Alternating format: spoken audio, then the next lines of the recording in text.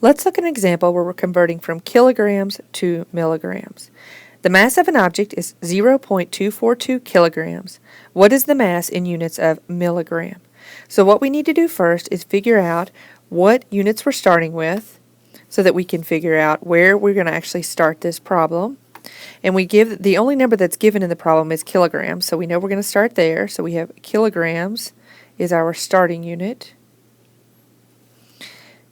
When I look at the question, it's asking me what is the mass in units of milligrams, so I'm going to end with milligrams. Now I need to look for any conversion factors or relationships that are going to help me get from kilograms to milligrams. Now you may not know offhand the direct conversion from kilograms to milligrams. However, there are a couple of things we do know. We know that 1 kilogram is equal to 1,000 grams, and 1 gram is equal to 1,000 milligrams. So we can still solve this problem, it'll just take us an extra step. So I'll go back to the problem and pull my number that I'm starting with, 0.242 kilograms. I know that no matter what, my units of kilograms are going to need to be on the bottom because I need them to cancel out with the kilograms I have on the top here. So I have 1 kilogram equals 1,000 grams. Now, my units of kilograms cancel with kilograms, but I still have my number in grams, so I need to do one more step to get from grams to milligrams. I know that grams has to be on the bottom of the next step because it's on top in the second step. So I have 1 gram is 1,000 milligrams. And again, grams cancels with grams. If I look at just my units, notice I'm not worrying about numbers yet, I'm looking at just my units. I see that kilograms cancels with kilograms, grams cancels with grams, and the units I'm left with at this point are milligrams, which is what the problem is asking for. So now I know I've set up my problem correctly. Now I need to go do the calculation.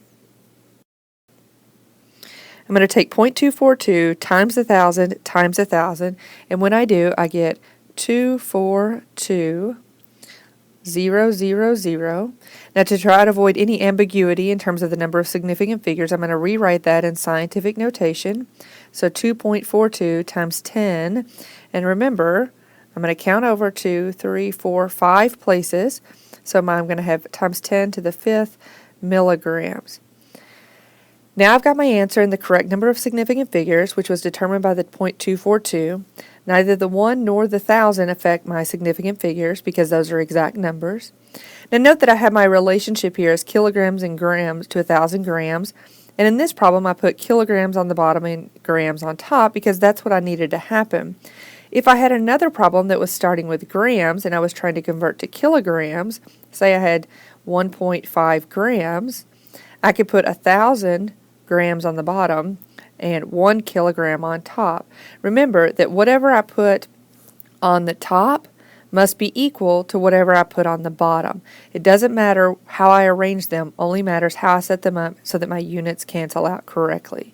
So in this case I would take 1.5 divided by 1,000 and get 0.0015 kilograms. Put a line there just to divide between the actual problem and another example of how we use those conversion factors.